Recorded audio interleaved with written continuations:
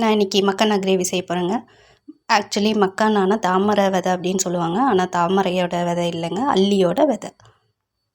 மக்கானாவில் protein and fibre நிறையா இருக்குதுன்னு சொல்கிறாங்க. மட்டன் கிரேவி டேஸ்ட்டே தோற்று போயிடுங்க இந்த மக்கானாவோட கிரேவிக்கு. வாங்க பார்க்கலாம் எப்படி செய்யுதுன்னு பார்க்கலாம். மல்லி, சோம்பு, சீரகம், தேங்காயம், பொட்டுக்கடலை, தக்காளி, வெங்காயம், கருவேப்பிலை இது எல்லாத்தையும் அரைக்கிறதுக்கு பேஸ்ட் பண்ணுறதுக்கு எடுத்துக்கலாங்க. எடுத்து எண்ணெயில் போட்டு வதக்கி எடுத்துக்கலாம்.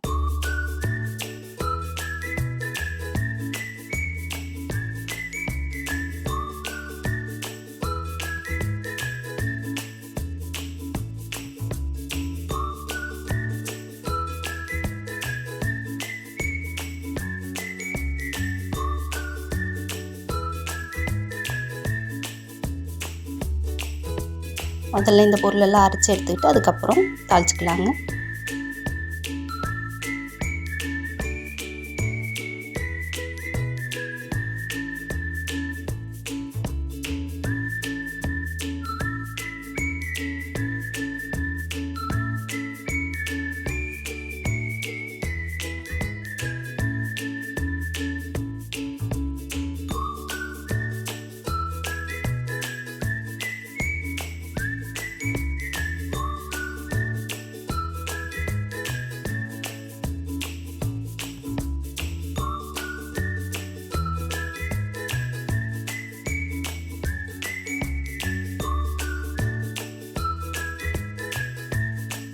இப்போது மக்கானாவை ஃப்ரை பண்ணி எடுத்துக்கலாங்க.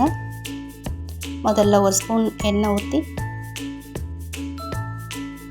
Chilli powder, garam masala, salt மூணுத்தையும் சேர்த்து அது கூட மக்கானா போட்டு லைட்டாக ஃப்ரை பண்ணி எடுத்துக்கலாங்க.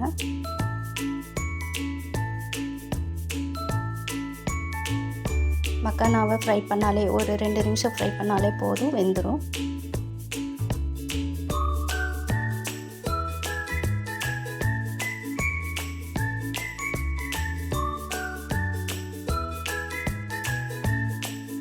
பாப்கார்ன் எப்படி நம்ம 2 நிமிஷத்தில் வறுத்து எடுக்கிறோமோ அதே மாதிரி தாங்க இந்த மக்கானாவும் 2 நிமிஷத்தில் வறுத்து எடுத்துக்கலாம். மஞ்சத்தூள் போட்டுக்கிறாங்க, போட மறந்துட்டேன்.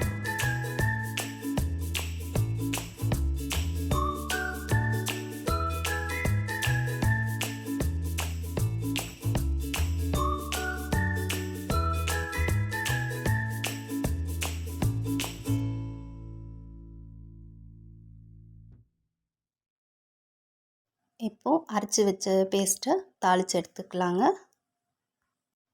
இப்போது அரைச்சி வச்ச பேஸ்ட்டை தாளிக்கிறதுக்காக கொஞ்சம் எண்ணெய் ஊற்றி கடுகு, கருவேப்பிலை போட்டு வெங்காய தக்காளியெல்லாம் நம்ம அரைச்சி எடுத்துக்கிட்டதுனால எக்ஸ்ட்ரா இங்கே போட தேவையில்லை. அரைச்சி வச்ச பேஸ்ட்டை ஊற்றி சாம்பார் பொடி, சால்ட்டு போட்டு கொதிக்க விட்டுக்கலாங்க.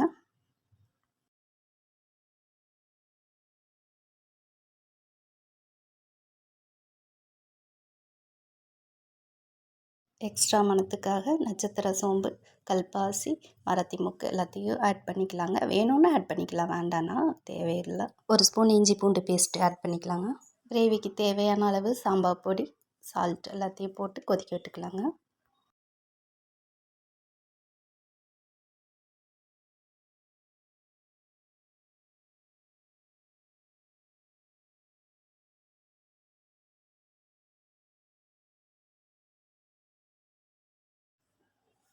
கிரேவி நல்லா கொதி வந்ததும் வறுத்து வச்சுருக்கிற மக்கானாவை சேர்த்துக்கலாங்க.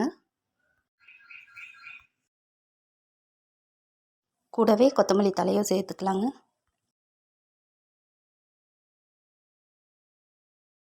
மக்கானாவை சேர்த்தது ரொம்ப நேரம் கொதிக்க விடக்கூடாதுங்க, உடனே இறக்கி வச்சிடணும்.